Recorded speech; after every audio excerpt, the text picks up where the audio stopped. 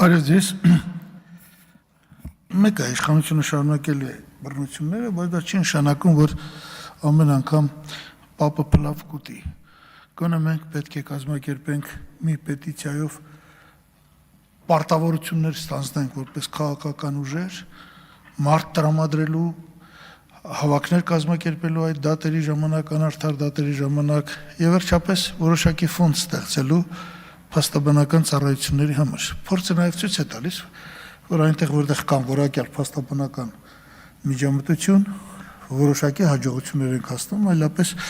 ամեն անգամ չենք կարող ցիտել, թե միևնույն է քաղաքական է, միևնույն է ոչինչ անել չես կարող, այդպես չի,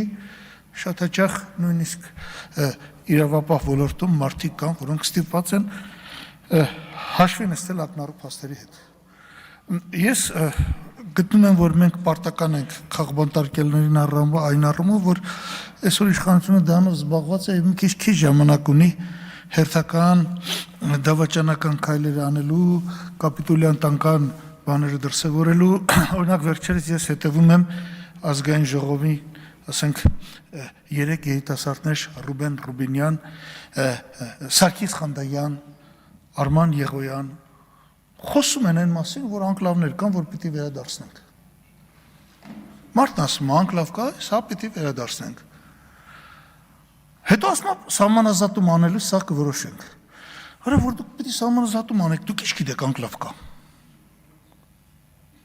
Լավ, ես ոնց ասես, այս բաները ոնց բացատրես, ոնց կարելի է երկրի հետ խաղալ։ Օրինակ ասում է, քյարքին պիտի տանք,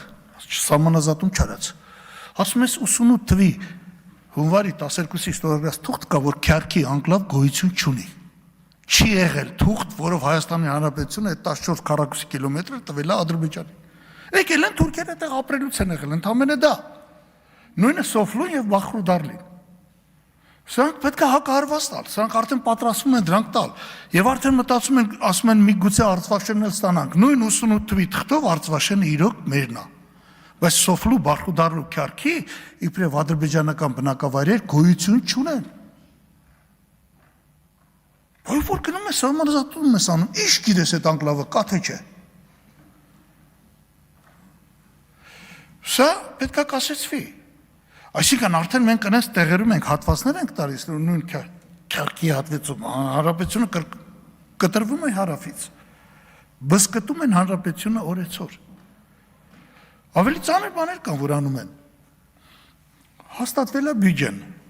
3 տրիլիոն 628 միլիարդ ծախս, 3 տրիլիոն 91 միլիարդ եկամուտ։ Ուրեմն այդ բյուջեով ինքը աճում է 8.5%, 5% տնտեսական աճն է, 3.5% գնաճ է։ Դրա պատճառով բյուջեն աճում է։ Ընդհանուր առմամբ ոնց որ կար պետական բյուջե հնա հարաբերությունը 24%, էդի վերջի 8 տարում բարելավել է 1.2%, 1.2։ Հետագա 10 տարիներին այդ թիվը բավարարվելու է 0.1%։ Բա հասարակությունը չասի, բա ընկեր, բա դու Թալանի դեմ պայքարում էիր։ Բա այդ փողերը։ Քանի դոլար է մտել բյուջե Թալանից։ Բայց ինչ էիր ասում։ 0.1% նախկինների օրոք ամեն տարի ավելանում էր 0.5-ից 0.7%, 5-6 անգամ ավելի լավ։ Որտեղ բնական է, ինչքան դու աշխատում ես, այնքան կարողանում ես սեղմել, իմանում ես հարկերի տեղը, ես չեմ ասում եմ ասեմ, որ հարկերն էլ բարձրանում ես։ Օրինակ ավելացված արժեքի բացառումներն այսօր արդեն վերացրել են։ Մենք էլ ավելացված արժեքի հարկ չկա, ոլորտ չկա, որտեղ արտոնություն կա, որ կարողանաս փոխարինել, վերացնել։ Բերում եք նայում եք ծախսերը։ Բանակի ծախսերը 660 միլիարդից իջեցնում են 550 միլիարդի։ 550 միլիարդի։ 660-ը պիտի դառնար 720։ Միանգամից 170 միլիարդ բանակը 25%-ով պակասեցնում են ֆինանսավորումը։ Վերջերս ուզում եմ ասել, ես գալիս եմ արտասահմանից, Չինաստանից, վերջերս բաներ եղել, այն Թայվանի շուրջը վեճեր եղել, ինչ որ նավեր էին մոտեցել բանին, չինացիք արհեստական ռոբոտներով ֆլոտ էին ուղարկել ամերիկյան նավերի դեմ։ Ճապոնացիների դեմ։ Վախեցել էին, նրանք հրաժարվել էին ռոբոտի վրա կրակելուց։ Տեխնիկան սրանը հասե, տեխնոլոգիան։ Նույնիսկ եթե դու բանակը, ասենք, ինչ որ մի բանով կրճատում ես, սա է պարտավոր ավելացել, ծախսերը ինչու պիտի պակասեն։ Այսպես է մրցակցությանը դիմանալու միակ ձևը։ Ես ուզում եմ ասել, որ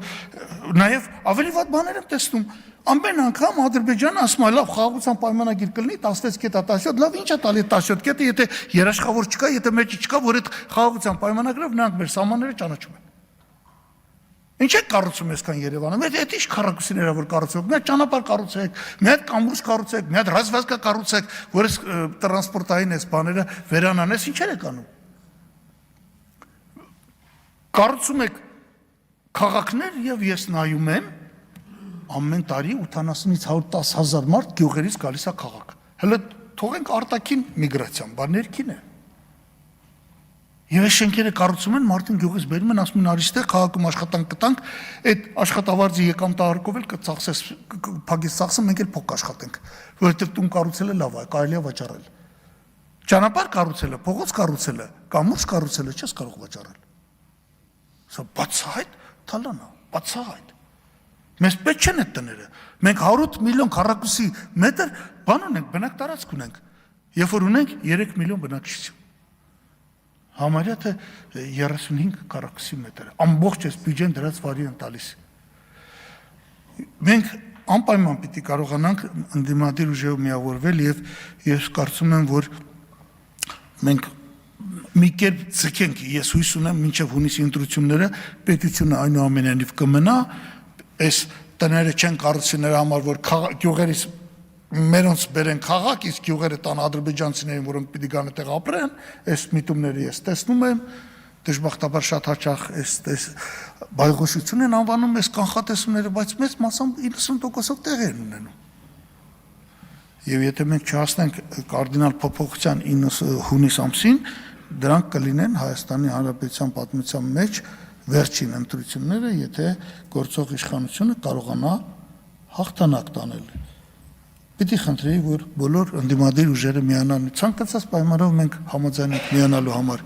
միացեք, սարքեք մի հատ կուռ բևեռ եւ հանգիստ կարող ենք ջարդել։ Ամեն մեկը հույս ունի, թե ինքը վաղը կգնա ձայն կստանա, հա կստանա 2%, 3%, 1%, 4%, մեկ երկուսը կանցնեն։ Ի վերջո իրանք հայտարարեն, որ հաղթել են ու կդնեն ու կգրփեն։ Չի լինելու խաղաղություն Ադրբեջանից, իրանք չեն կարող գնալ խաղաղության իրանց արտաքին քաղաքացիության, որովհետև ուժեղի եւ թույլի միջև խաղաղություն պայմանագիր լինելու համար երաշխավոր է պետք, առանց երաշխավորի չի լինելու այդ խաղաղությունը։ Հասկացեք։ Եվ հերթով տալու են, հերթով հանձնելու են եւ հերթով նորանոր դժբախտությունների առաջ կանգնեցեն, դրա համար են պայքարում ինքնության դեմ, դրա համար են պարտքայում այս մարդկանց դեմ, որոնք համարձակություն են ունեցել դուրս գալ իրանց դեմ, որովհետև այս մարդիկ իրանց ձեռք չեն տալի եւ կներեք դրա համար է, որ արևմուտքից շատերը չէի բանանի քննադատի ամբողջ արևմուտքին, բայց արևմուտքից շատերը գերադասում են այսպես բոլորը չնկատել։ Այս բոլորը շնորհակալություն ուշադրության համար։ Շնորհակալություն։